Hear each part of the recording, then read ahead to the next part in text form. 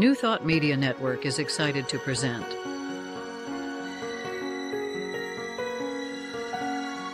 Divine Science Everywhere, Fridays at 2 p.m. Mountain Time and 4 p.m. Eastern. Come explore a modern experience of divine science. With Reverend Joy Fletcher, Reverend Jeff Radcliff, and Bishop Durrell Watkins. Join us as we open our eyes to divine science everywhere we look. Fridays on New Thought Media Network. Hello, welcome to Divine Science Everywhere. We're so glad that you could join us today. I'm Reverend Joy Fletcher, and I'm one of the co-hosts here. Our other the three, Bishop Durrell is not here, obviously, and so our process is going to be just a little bit different, and I'm sure you're going to enjoy it. So, Reverend Jeff, would you like to introduce yourself? Sure, I'm Reverend Jeff. I am one of the co-hosts here, and I will be taking over for Bishop Durrell today. And I do need to make mention of our engineer today, Reverend Michael Mangus, who is my co-host on New Thought Media Network's Friday Fireside Chat. Our usual engineer, Bishop Robert, who was with us last week, was not able to be here as well. They had church business, so Michael's taking over for that. So shout out to Reverend Michael. You'll find me on Facebook at Giatti Ministries. Giatti stands for God is All There Is, Giati -Ministries on Facebook. So look for me there, as well as usually on Friday nights with Fireside Chat. Not tonight, though. We've got something else going on, so no Fireside Chat for tonight. And usually, Bishop Durrell is here to tell a little bit about himself and then introduce Reverend Joy and her centering moment. And we're looking forward to centering moment. Now, if you were with us last week, was a little interesting because I've been meditating for 40-something years. And every once in a while, I take a trip out of my body. And if you've never flown among the stars, if you've never had an out-of-body experience and gotten to go someplace other than where you are locally, I suggest that you learn to do that because it's really cool. It just kind of sort of happened last week, and I was out for a bit of Reverend Joy's centering moment, but when I came back, I was definitely centered. So we're gonna stay in the body this time and let Reverend Joy begin our show with her centering moment. Thank you. So as we come together, we'll pause together and gently settle our body. Allow your shoulders to soften and allow your breath to arrive naturally with ease. If you notice yourself feeling stressed, take a moment to consciously watch your breath. Slowly and gently.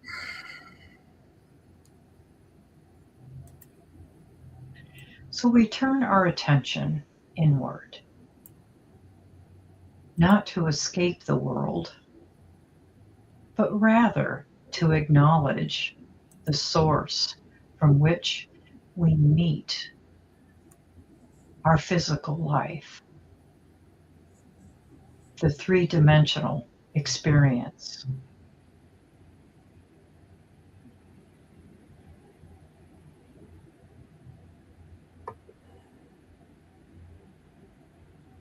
Melinda Kramer wrote in Come Unto Me, the Christ, affirm that the spirit of wisdom and understanding the spirit of counsel and might, the spirit of knowledge is ours, and that we all love to acknowledge it. The loving acknowledgement of truth makes us understand and to not judge, but rather see things with a spiritual observation.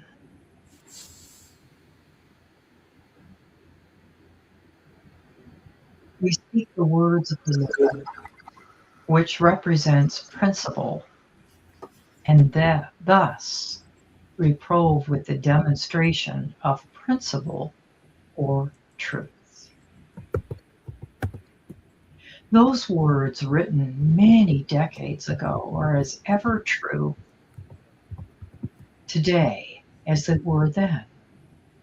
Truth is changeless. It's timeless. The principle remains. And as in divine science, we know that omnipresence, which is wisdom, light, love, hope, wisdom is ours. These are our spiritual gifts, and we are meant to share them with ourselves and with each other.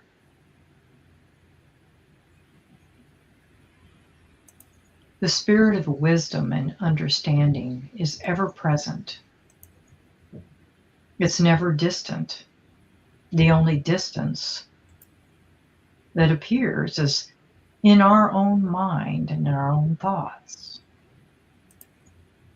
And the same energy that created that sense of separation can be transformed into acceptance and a knowingness that it is here with us, as us, and operates through us.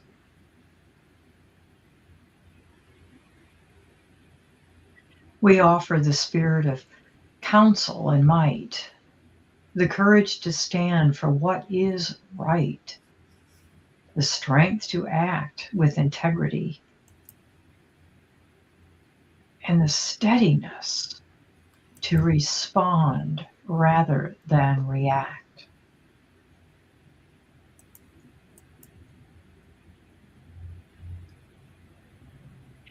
In this moment, we release the habit of judgment by appearances alone, by headlines, by assumptions, by the quick conclusions that our senses report.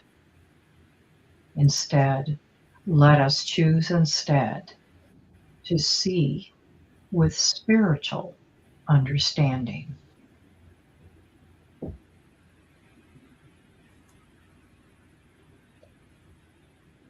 Justice as we know it in divine science is not punishment, but rather alignment. It is truth made visible, which is love in action. Love is not passive. It's the animating force that insists that every life matters, every voice has worth, and every soul is held in divine care and love. Wisdom guides our words, our decisions, and our willingness to listen deeply. Courage rises not as aggression, but as clarity. The courage to speak principle, to live it and demonstrate it through compassion, fairness, and peace.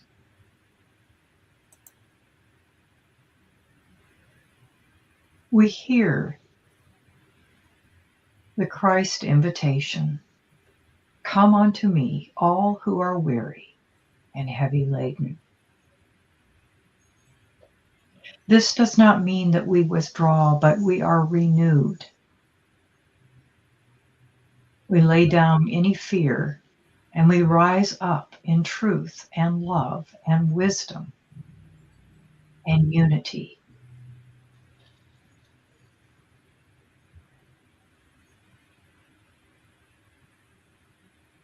So let us from this moment, with new clarity and purpose and awareness and understanding, vow a vow to love more courageously, to demonstrate the principle of love and wisdom and justice. And we do this with humility and grace. For this moment is what we have been called to and for. And so it is. Amen. Amen. All right. This is the portion of our show where Bishop Durrell would be here with some of our New Thought luminaries. Since he's not, Reverend Joy and I are going to handle that together. And we've got just one. And what's interesting about this man is he's not technically New Thought, but with his teachings of oneness and diversity and inclusivity, we can pretty well claim him as ours. He was born Michael King, and his birthday was yesterday. And along the way, it's fascinating how he came to be known as we know him. He was born in 1929. He would have been 97 years old had he still been with us. He was born to Michael King Sr. Michael Jr.'s grandfather, maternal grandfather, was Adam Daniel Williams, who was a minister. And Pastor Adams and his wife Jenny moved to Atlanta in 1893, and he became the pastor of Ebenezer Baptist Church. Well, Michael Jr.'s father also became a minister, married Pastor Adams' daughter, Alberta, and he became assistant pastor of Ebenezer Baptist Church under his father-in-law after he and Alberta got married. And when senior pastor passed away in 1931, Michael Sr. became the senior minister, and he and Alberta, as church first lady, grew the membership of the church from 600 to several thousand people.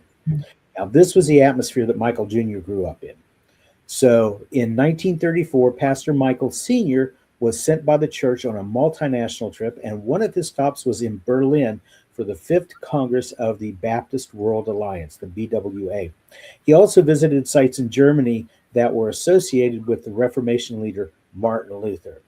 And at that time, Nazism was on the rise in Germany, and the Congress of the BWA adopted in that Congress a resolution saying that they, and this is a quote, this Congress deplores and condemns as a violation of the law of God, the Heavenly Father, all racial animosity and every form of oppression or unfair discrimination toward the Jews, toward colored people, and toward subject races in any part of the world, end quote.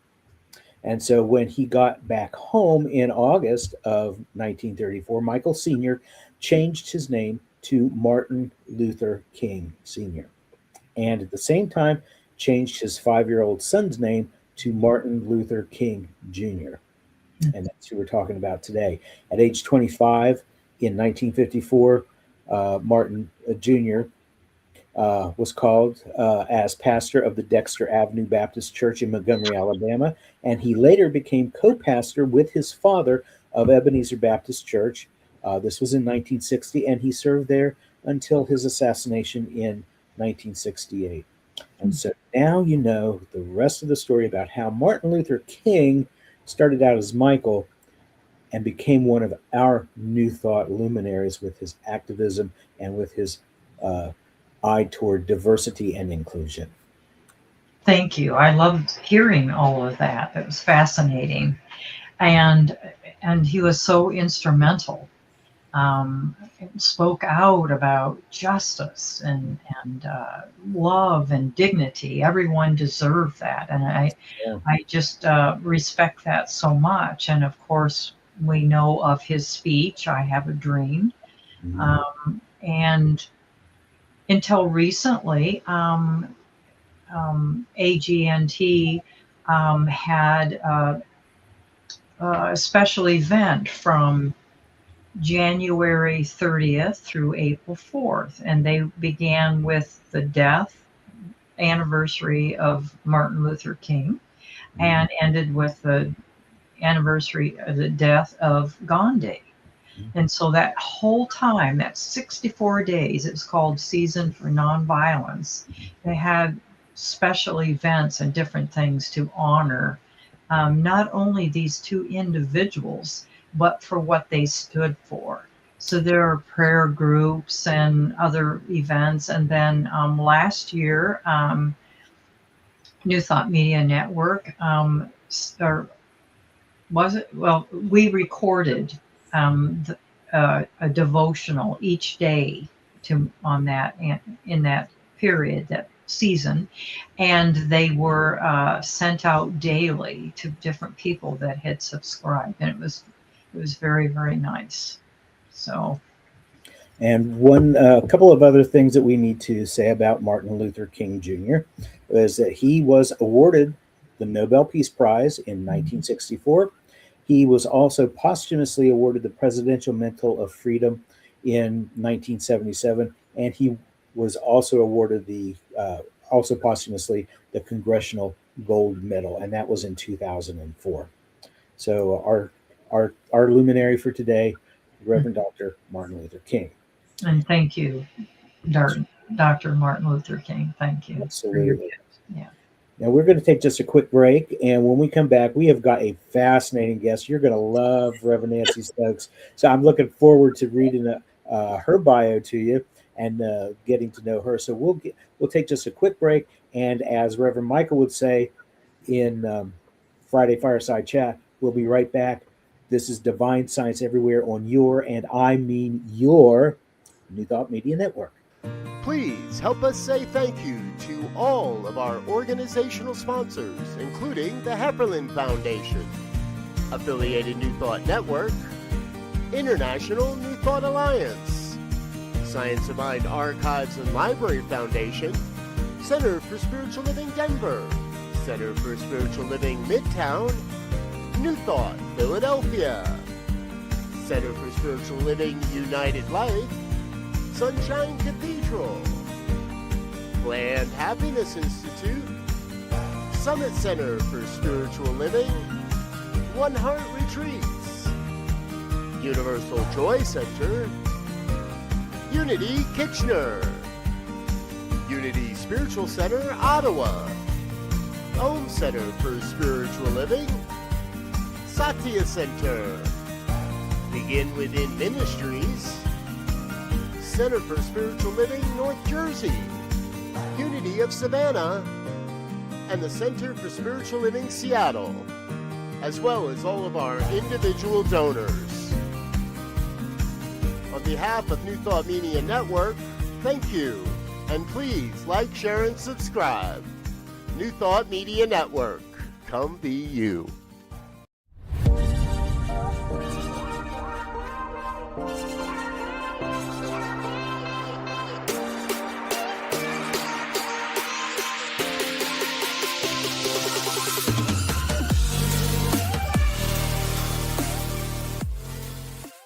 New Thought Media Network proudly presents the Science of Mind Saturday Conversations. Learn more about the Science of Mind philosophy, faith, and way of life.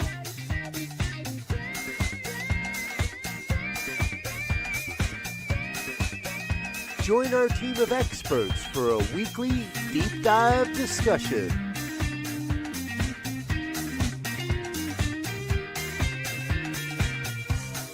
Come study the science of mind, chapter by chapter, and resources from the Science of Mind archives.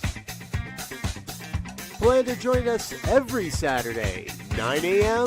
Mountain Time. Only on the New Thought Media Network. New Thought Media Network is excited to present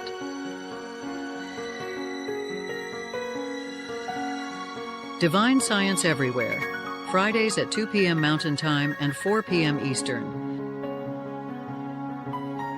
Come explore a modern experience of divine science. With Reverend Joy Fletcher, Reverend Jeff Radcliff, and Bishop Durrell Watkins. Join us as we open our eyes to divine science everywhere we look. Fridays on New Thought Media Network.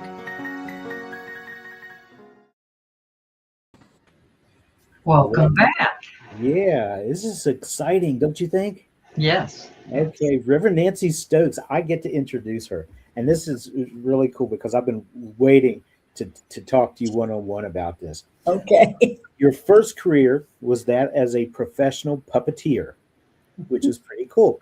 You worked for an internationally known puppeteer in the Washington, D.C. area before you created your own touring company when you moved to Florida.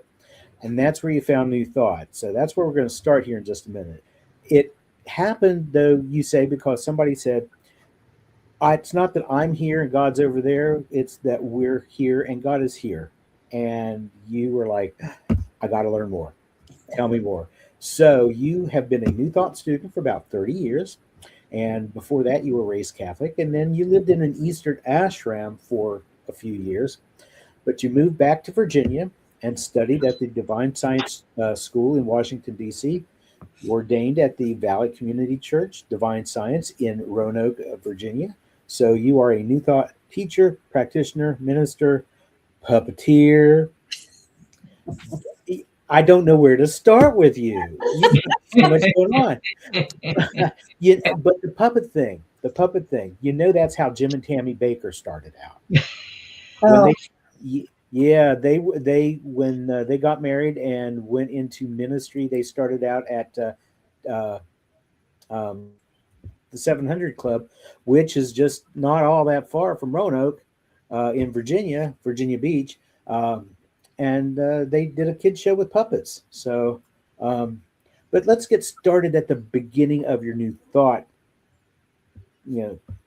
First, how was it a Divine Science church that you found originally? Was it No, that was at the end of the journey 15 years ago. So I actually have to start way back when I was a child.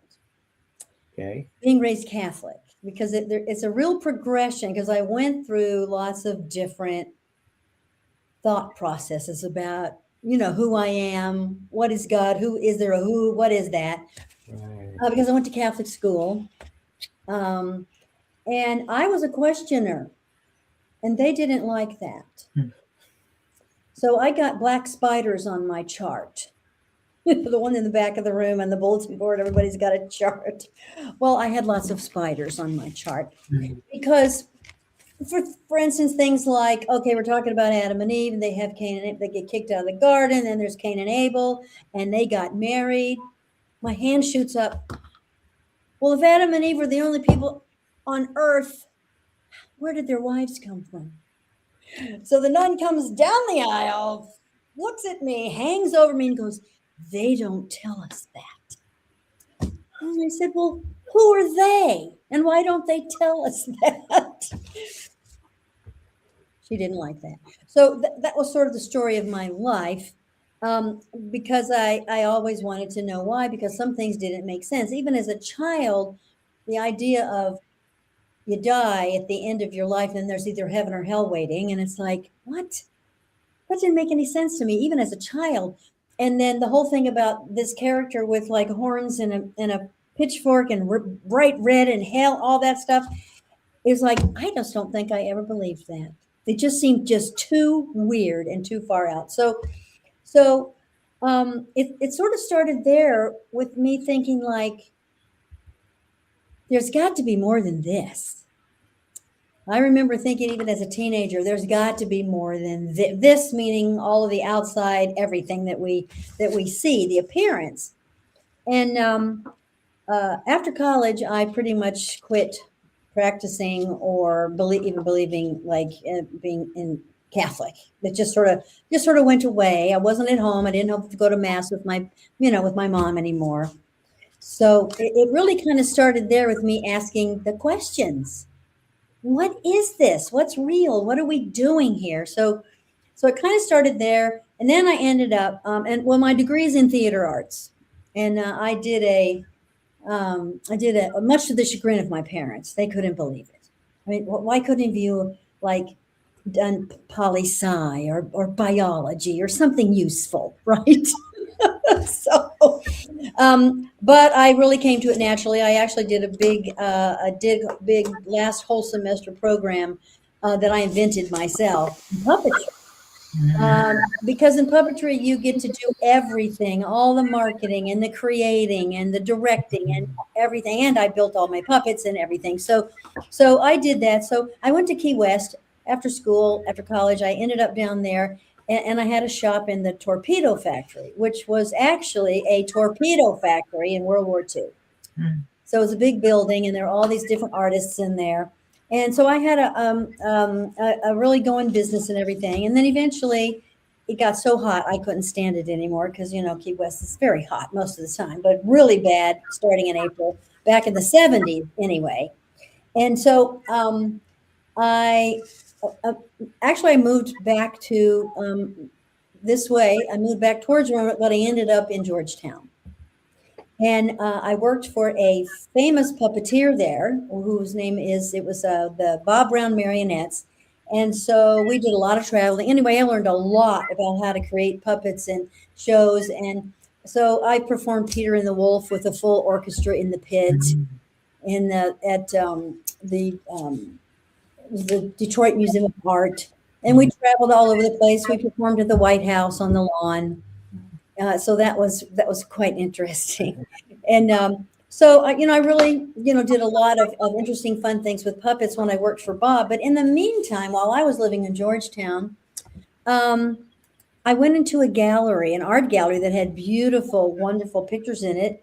And it happened to be of a young man and woman that I had met in Key West. And they said, "Oh, if you're ever in DC, come to our shop." So I did. And so they invited me to go to a really great vegetarian feast.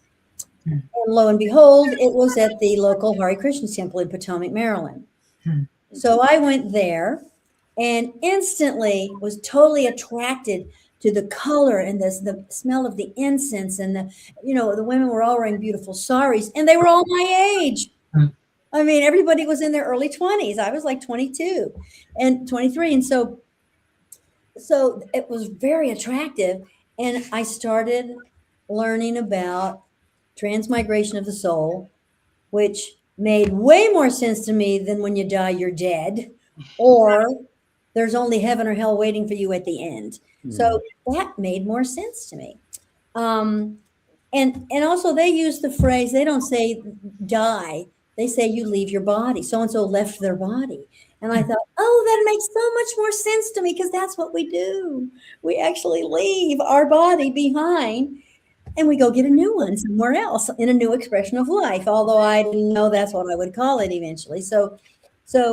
And I learned, the Bhagavad Gita, and I learned how to read Sanskrit. And so it was very interesting. And at the time, when I was there, it made more sense to me than the Christianity that I had grown up with as being Catholic. Which of course, when I was growing up Catholic, my Presbyterian friend said I was a Catholic. I was not a Christian. She said, "No, you're not a Christian. You're a Catholic." And I went, "Okay." So I do have to tell you a funny story, though.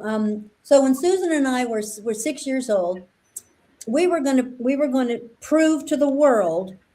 I said I was going to prove to the world that Jesus was Catholic, and Susan was going to prove to the world that Jesus was a Presbyterian.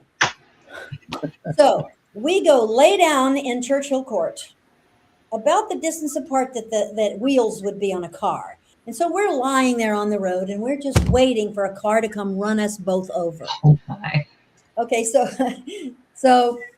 now little Tommy, Susan's brother, comes flying out of the house. He's like 3 years younger than we are, and he is freaking out and starts screaming and crying. And so their housekeeper comes flying out and drags us up off the road. But we were so mad, of course, because we wanted to prove once and for all. When I was 35 years old, sitting in a Unitarian church, a Catholic friend of mine said something, and she said, "Oh, honey, no, Jesus wasn't Catholic. He was a Jew." I almost fell out of my chair, dying, and she fell out of her chair laughing. She couldn't believe it. I said, "But in the Catholic prayer, it says that Jesus Christ came to this earth to establish the Catholic Church." I said it every time. And so that's what we were taught, is that Jesus came to establish the Catholic Church. And I'm like, Jesus was Jewish? Really? I was 35 years old when I figured that out. That just seems so appalling and amazing to me that I'd never understood that Jesus was Jewish. And so that was a real revelation. And so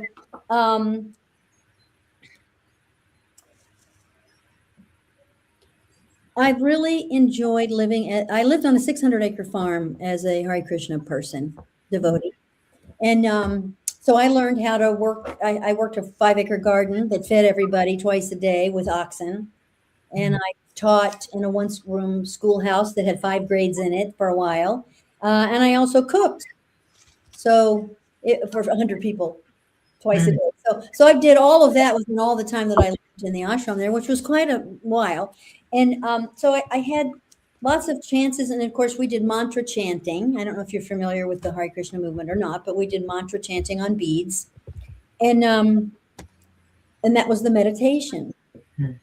And I was there for quite a while. But then at some point, it just wasn't enough. It wasn't feeding me enough. And it just wasn't satisfied.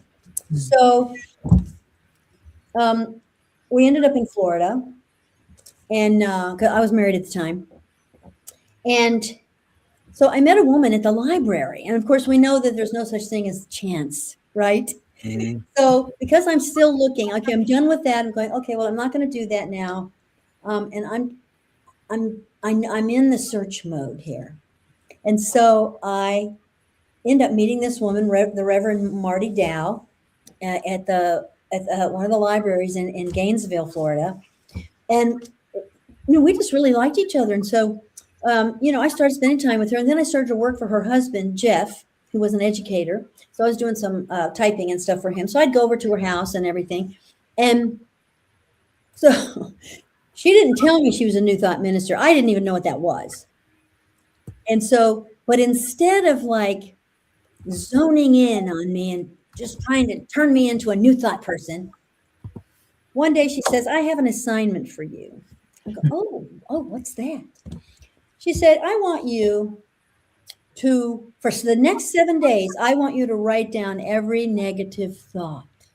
I said, "Oh, well, what do you mean?" And she goes, "Well, we've been friends for a little while now, and I need you to become more conscious." And I said, "What do you mean? I don't understand." She goes, "Just, I want you to write it all down." I said, "Well, okay, I can carry a little notebook around with me." She goes, "No, you need one of these."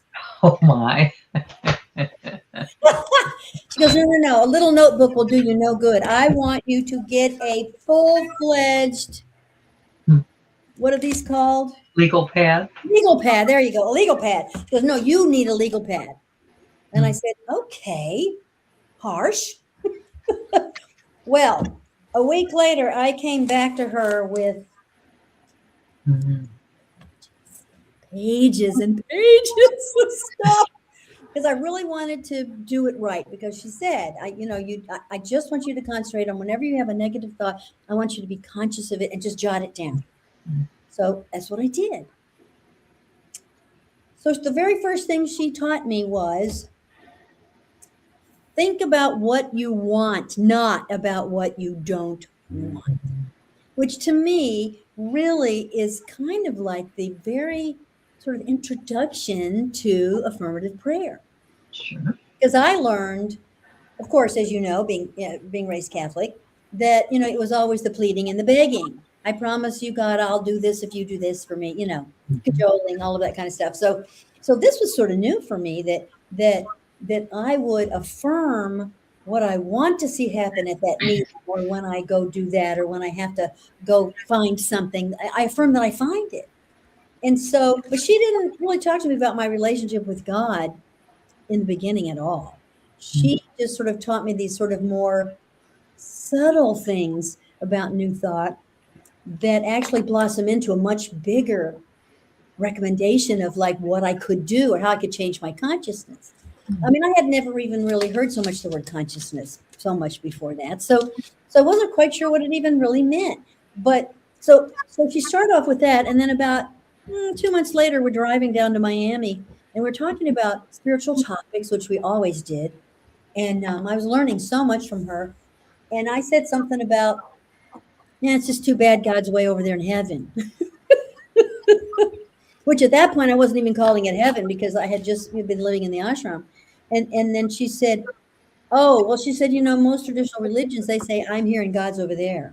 And I went, yeah, I'm here and God's somewhere else in heaven. And she said, but you know what it really is? I said, oh, Marty, tell me what? I want to know. She goes, I am here and God is here. It is a good thing I was not driving. I burst into tears and I was like, what a revelation. It was like I couldn't believe it. It's all just right here. And so that was another just like huge revelation to me that really got me really hooked on New Thought stuff. And so I ended up finding that there was a Unity Church in Gainesville. And I started going there, and I was very active and everything. And but then I discovered Ernest Holmes.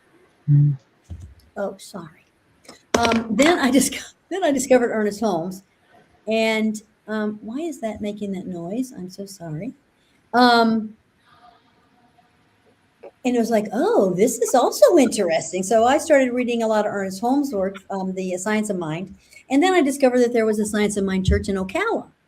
So I would go down there also. And so I was really sort of, being in both of those places. And it was so enlivening and just so eye-opening, right? Just so different than what I had grown up with. And also even, doing the whole Eastern path, it appeared to me that it was like, wow, this is really cool. So then I ended up moving back to Roanoke, and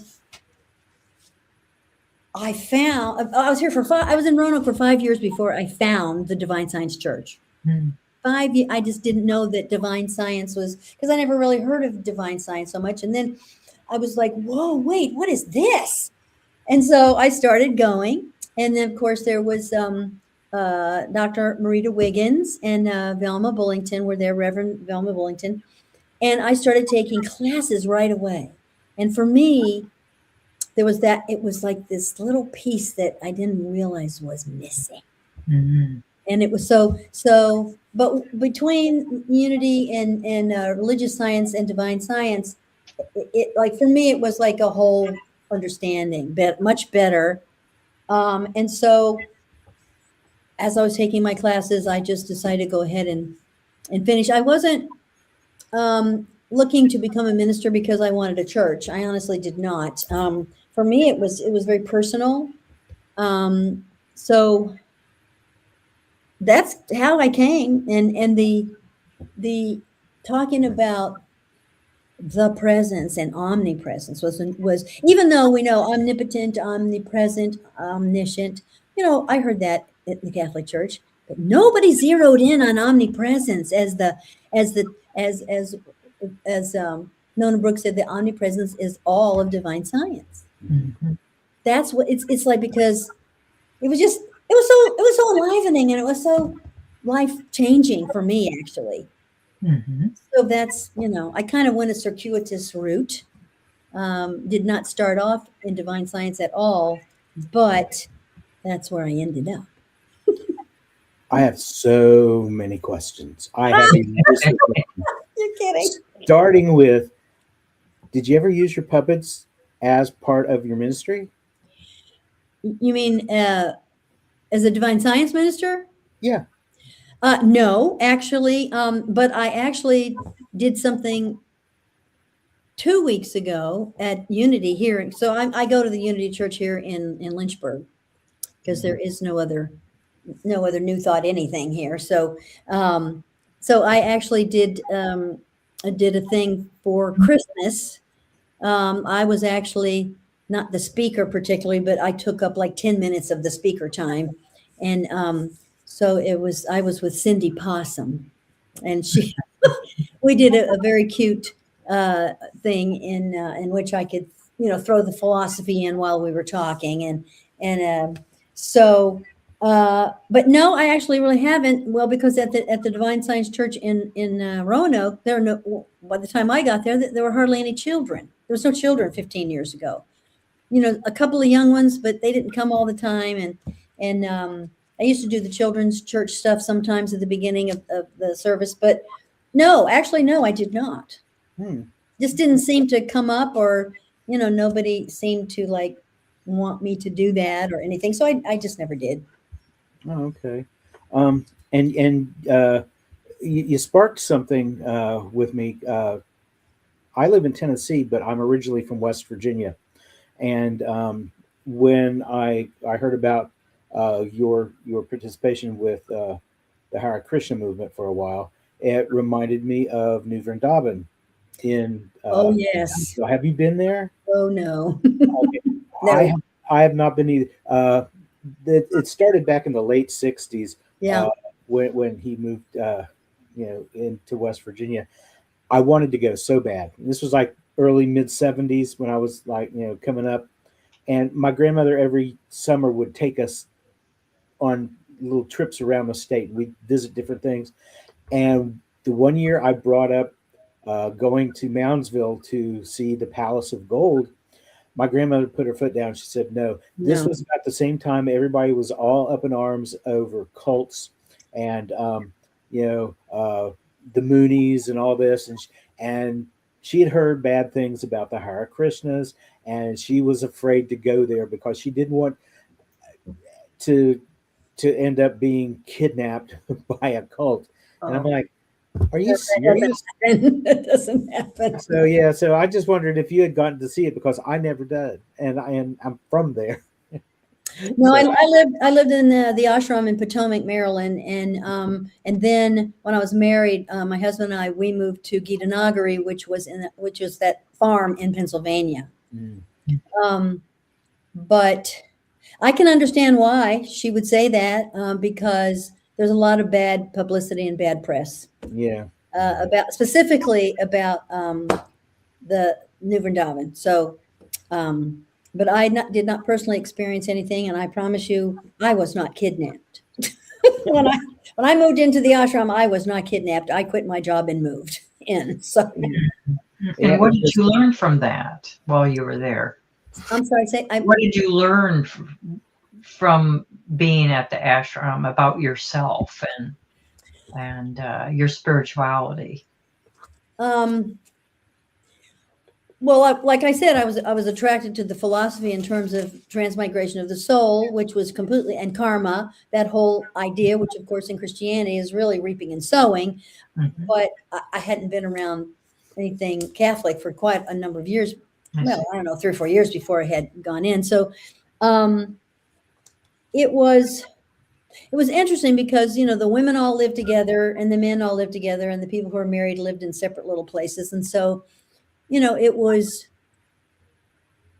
interesting living with a bunch of girls. It was very austere, not quite as austere as New Vrindavan, though, I hear. So it was very simple. It was like it was very monk-like for all of us. And so I learned to live without much. We had plenty of things to eat, a good place to stay. We had classes. There was a beautiful temple room. It was a different concept because the Hare Krishna philosophy, the Vaishnava philosophy, actually has to do with worshiping the Murti of Krishna and all the different parts of that whole philosophy. And so it was completely different.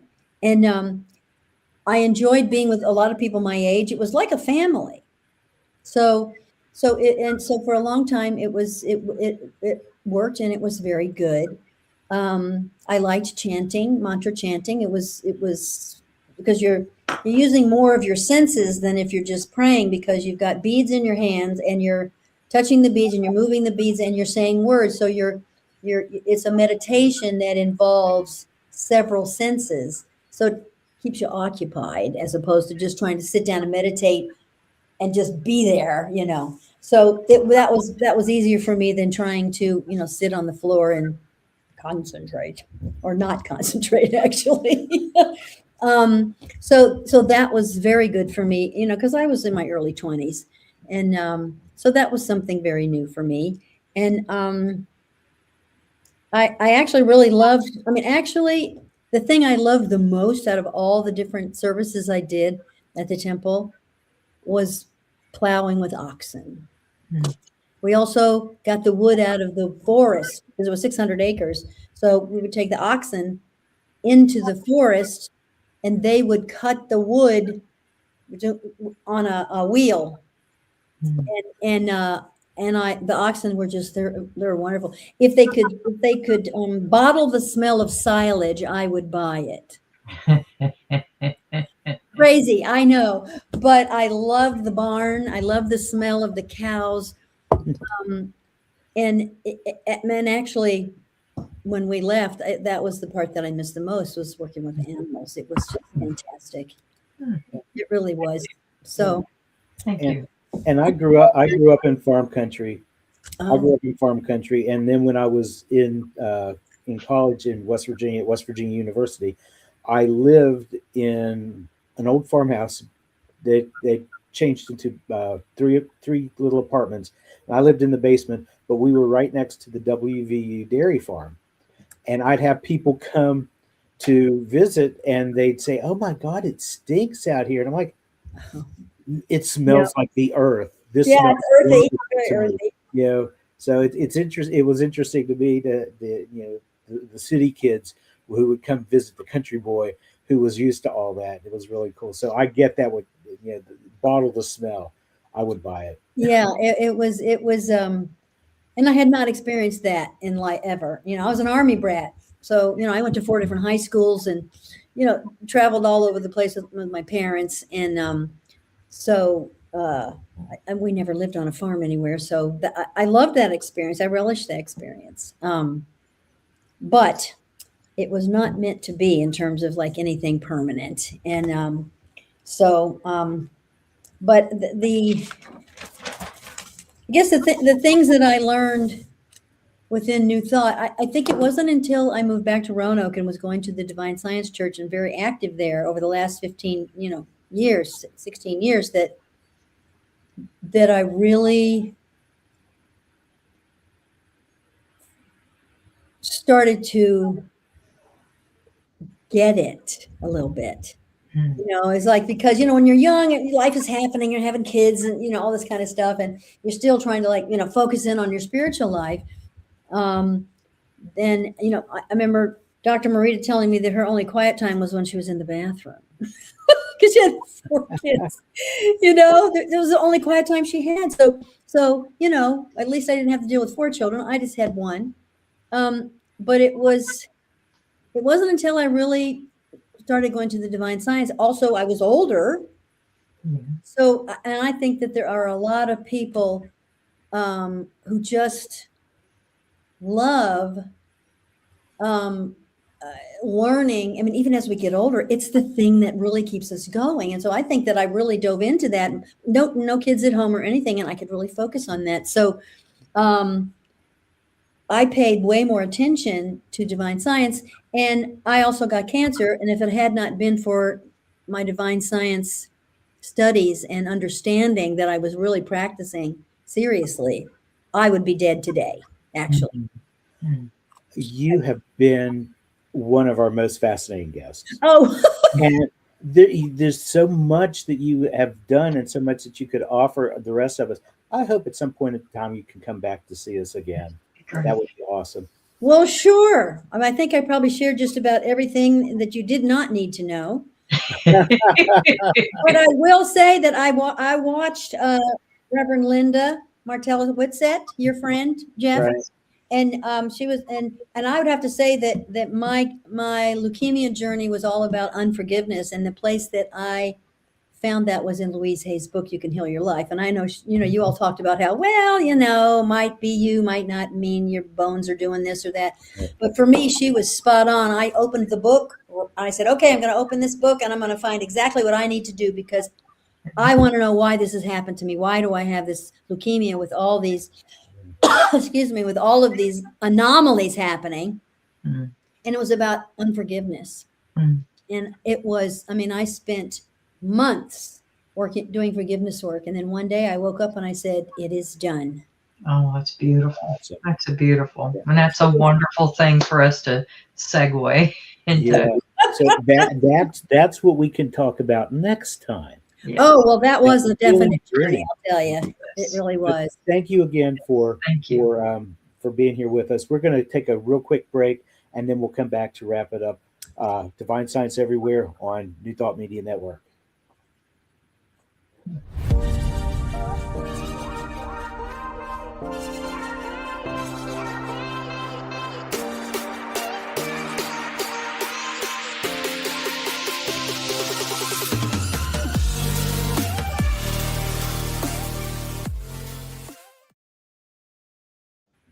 Well, welcome back, and thank you again, Nancy. We really appreciate that you shared your space with us today. Thank you. Thank you.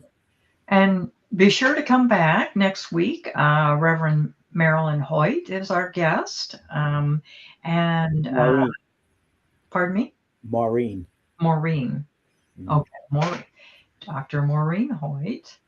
And then the following week is Kathy Wilson, who is an animal chaplain, and that should be fascinating. And we are just booking guests right and left. We're just so excited and delighted that everyone is sharing their space with us. So thank you very, very much. And just remember that this is Divine Science Everywhere on New Thought Media Network. New Thought Media Network is excited to present